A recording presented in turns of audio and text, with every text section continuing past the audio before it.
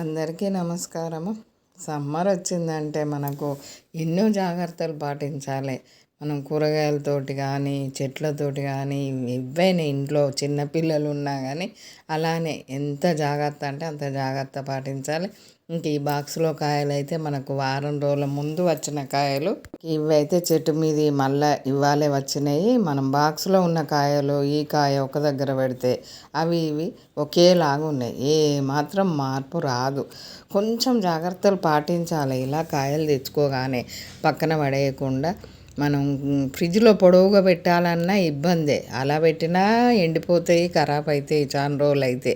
ఇలా కొంచెం కేర్ తీసుకొని 2 నిమిషాల టైం అనేది కాదనుకొని మనం ఎందులో పెడతామో ఆ సైజు ఇలా కట్ చేసుకోవాలి. స్టార్టింగ్ కట్ చేసి పడేయకూడదు, ఇలా కట్ చేసుకోవాలి. అలానే తెల్లగా మేము ఇప్పుడు వంట చేసినప్పుడు అలా చూస్తూ ఉన్నారు కదా వీడియోలల్లో, అలానే ఉంటాయి కట్ చేసిన కాడ తెల్లగా బాగుంటాయి. ఇలా తెల్లగా ఎన్ని రోజులైనా చెట్లకు కాసినప్పుడు బాగా తొందరగా మనకు చెట్లకాయలు ఇంటికి వచ్చేస్తూ ఉంటాయి, ఇస్తూ ఉంటారు తెలిసిన వాళ్ళు. బాగున్నప్పుడు అమ్మో ఏం చేయాలి అనేది ఏం అర్థం కాదు. ఒక్కరోజు ఎలాగో వండుకొని తినలేము, పచ్చడి ఎక్కువ పెట్టుకున్నా కష్టమే.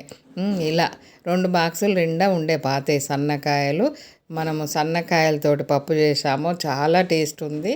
అవి ఇవి ఒక దాంట్లోకి పెట్టేసి ఇప్పుడు లావుకాయలను మళ్ళీ కట్ చేసి మళ్ళీ బాక్సులో పెట్టి మనం ఏంటంటే ఏ బాక్స్లో పెట్టినా కానీ తేమ లోపలికి పోకుండా చూసుకోవాలి, జాగ్రత్త పాటించాలి, మంచి మూతలు పెట్టుకోవాలి. ఇలా మనకు ఇప్పుడు ఈ రోజులల్లో బాక్సులు కూడా మంచివి దొరుకుతూ ఉన్నాయి.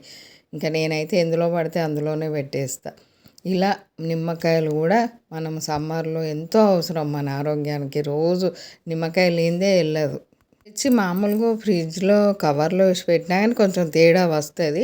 అలా కాకుండా కొంచెము మనం ఎక్కువ తెచ్చుకున్నప్పుడైనా ఉన్న కాయలనైనా కొంచెం జాగ్రత్తగా మనము కొంచెం సేపు వీటిని ఏం పెద్ద పని రిస్క్ అయిన పని ఏముండదు. దీనికి కూడా ఒకటి ప్లాస్టిక్ బాటిలో, ప్లాస్టిక్ డబ్బానో లేకుంటే గాజు బాటిలో మనకు అందుబాటులో ఏది ఉంటే అది, ఇదే కావాలి అదే కావాలని ఏం లేదు. మంచి క్వాలిటీ డబ్బాలు ఉంటే అందులో కూడా పెట్టుకోవచ్చు. మనం ఇంట్లో వంటకి ఆయిల్ వాడితే ఆయిల్ కొంచెమే ఒక చుక్క తీసుకోవాలి అంతే. ఆ చుక్కను మనం చెయ్యంతా స్ప్రెడ్ చేసుకొని ఇలా కాయలకు అంతా పట్టించేసేయాలి. మంచిగా అన్ని కాయలకు ఇలానే రాసేయాలి, ఎక్కువ రాయకూడదు. ఇలా సరిపోతుంది. ఈ మన చేయకున్న ఆయిల్ ఇప్పుడున్న ఈ కాయలన్నిటికి వస్తుంది ఆయిల్. ఇలా మంచిగా అన్నిటికీ ఆయిల్ రాసేసి డబ్బాలో కానీ బాటిల్లో కానీ వేసేసి మనము స్టోర్ చేసి ఫ్రిడ్జ్లో పెట్టుకున్నామంటే 3-4 నెలల వరకైనా కానీ రసము తేడా రాదు, టేస్ట్ తేడా రాదు, కాయ ఖరాబు కాదు. ఎలా ఉన్న కాయ అలానే ఉంటుంది. ఒకసారి చేసి చూడండి మీరు. మేమైతే చేసి చూసిన తర్వాత వాడుకున్న తర్వాతనే మళ్ళీ వీడియో చేసి పెట్టాము. నేను కూడా కొన్ని రాని అన్నీ ఇప్పుడిప్పుడు నేర్చుకొని కూడా పాటించి చూసిన తర్వాత అది కరెక్టా కాదా, ఉండయా అని చూసిన తర్వాతనే మళ్ళీ ఇంకో వీడియో చేసుకొని పెట్టుకోవడం అవుతుంది.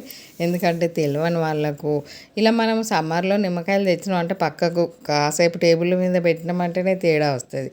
ఎందుకు అలా ఖరాబ్ చేసుకోవడం? ఇలా కొంచెము జాగ్రత్త పాటిస్తే మంచి ఫ్రెష్ కాయల రసం మనం తీసుకున్నట్టు ఉంటుంది. చాలా చిట్కాలు చూసేద్దాము అప్పుడొకటి. ఇప్పుడైతే ఈ ములక్కాడలు, నిమ్మకాయలు ఇలా సమ్మర్లో మనం స్టోర్ చేసుకోవడం వల్ల టేస్ట్ ఏం మారదు. ఎప్పుడంటే అప్పుడు మనకు అందుబాటులో ఉంటుంది. ఇప్పుడు ఈ కర్రీ చేస్తామంటే ఒక్కొక్కసారి అమ్మో ఇంట్లో ములక్కాడలు వేసుకుంటే బాగుండు అన్న టైంలో ఇంట్లో ఉండవు.